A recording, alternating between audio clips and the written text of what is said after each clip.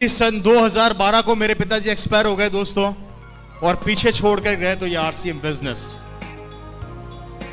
आज उनकी मेहनत के कारण ये रवि शर्मा जो आज आपके सामने खड़ा है, पूरी जिंदगी बदल गई मेरी। आज मेरी लाइफ स्टाइल बदल गई।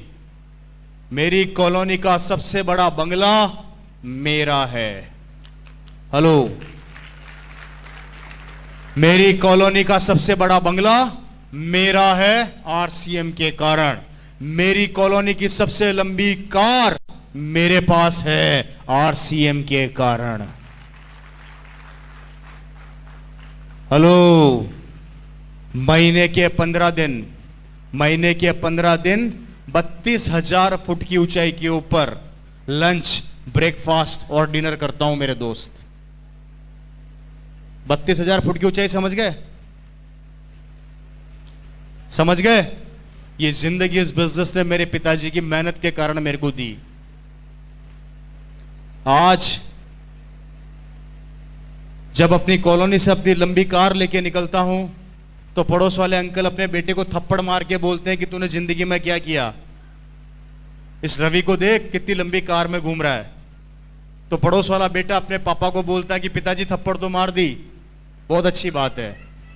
आज से लगभग 16 साल पहले इसके पापा आरसीएम बताने आए थे। जब समझ में नहीं आया था क्या, तब समझ में आ जाता तो आज मैं भी कार में घूम रहा होता।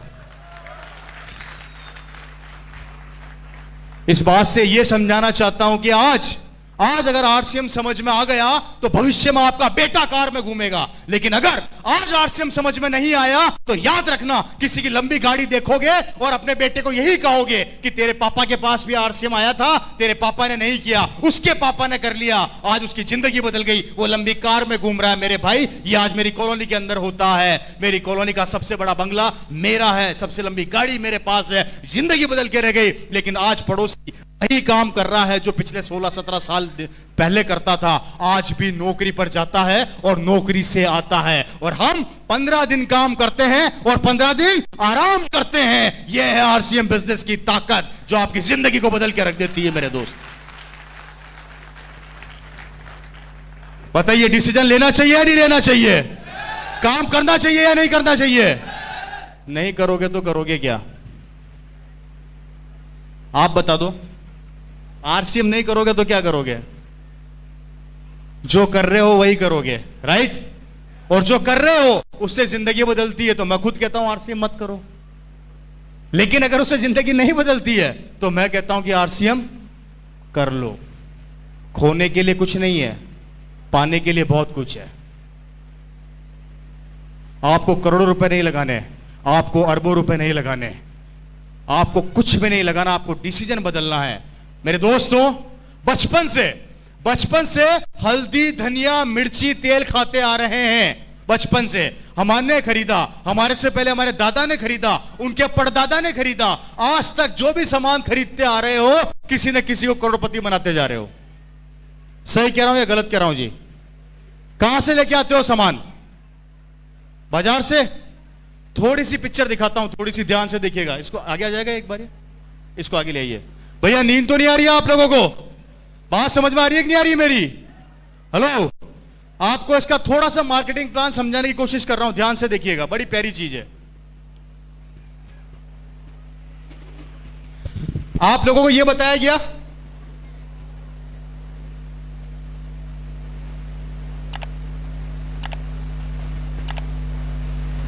ऐसे ही बताते हैं हम लोग, यही बताते हैं जी। 5 रुपए की चीज बनी, 10 रुपए में मार्केट में बिक गई, यही बताते हैं हम लोग। 5 रुपए बिचौलियों के पास चला गया, यही बताते हैं हम लोग। थोड़ा ध्यान से देखिएगा, थोड़ा ध्यान से। हमारे देश की आबादी कितनी है? 120 करोड़। थोड़ा ध्यान से देखिएगा। आपको इस 5 रुपए की ताकत को दिखा रहा हूं। ये 5 रुपया क्या काम करता है? हमारे देश की आबादी है 100 करोड़, राउंड फिगर में ले लेते हैं। आप रोज सुबह उठते हो, सब उठते हो, सबसे पहले क्या करते हो? ब्रश। कहां से लाते हो? मार्केट से, बाजार से कितने रुपए का आता है? 20 रुपए का आता होगा। हेलो, 20 रुपए का आता है जी। 20 रुपए का ब्रश आप लोग सब रोज सुबह उठते हो और बाजार से लेके आते हो। आपने कितना रुपया ज्यादा दिया? 20 रुपए की एमआरपी का ब्रश है, आप बाजार से लेकर आए, आपने कितना रुपया ज्यादा दिया उस ब्रश पे? 10 रुपया। कितना ज्यादा दिया जी? 10 रुपया। थोड़ा ध्यान से देखिएगा, आपने 10 रुपया ज्यादा दिया और 100 करोड़ की आबादी रोज सुबह ब्रश करती है। 100 करोड़ की आबादी इंटू 10 रुपया इज इक्वल टू 1000 करोड़ रुपया हमारी जेब से निकल गया।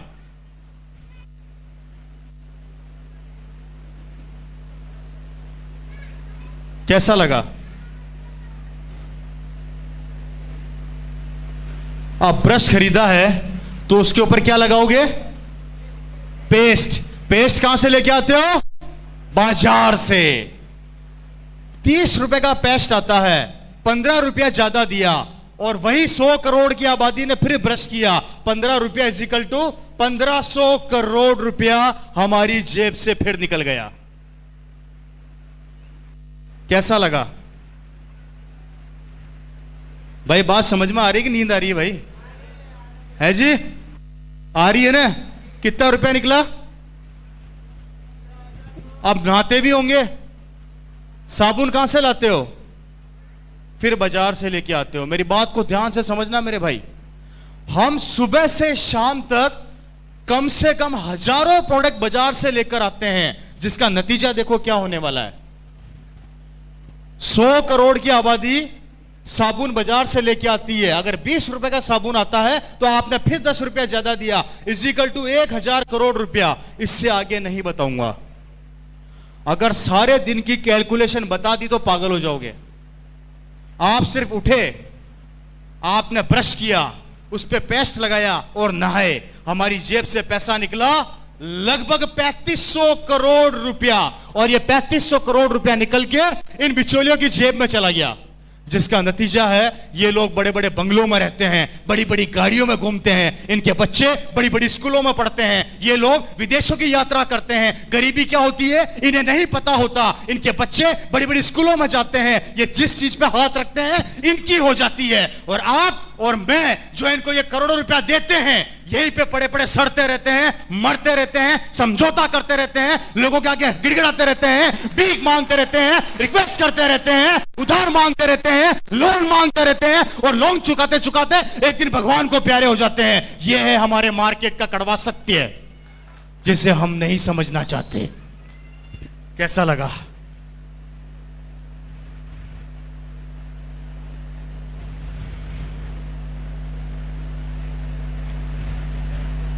मुझे बताया गया था कि यहां के लोग भाषा नहीं समझते, कोई रिएक्शन आएगा नहीं, तो मतलब सही बात है क्या? इतना सन्नाटा क्यों है भाई? है जी? कैसा लग रहा है? मेरी बात को ध्यान से सुनिएगा। ये वो 3500 करोड़ रुपया है जो इनके पास जा रहा है और हम दे रहे हैं और हम देते रहेंगे। हमने दिया, हमारे दादा ने दिया, हमारे परदादा ने दिया, हमारे बच्चे भी देंगे और उनके बच्चे भी देंगे। देना तो पड़ेगा, देना तो पड़ेगा।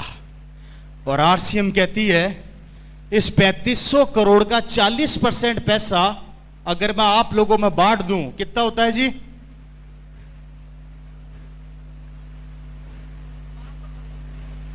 राउंड फिगर में ले लेते हैं 1200 करोड़ रुपया। ये 1200 करोड़ रुपया अगर आरसीएम हम लोगों में बांट देती है तो हमें कहा जाता है हम पागल बनाने आ गए हैं, और दुकान वालों को कहा जाता है कि वो पागल नहीं बना रहे हैं। अब दिमाग खुद लगा लो कि पागल कौन बना रहा है।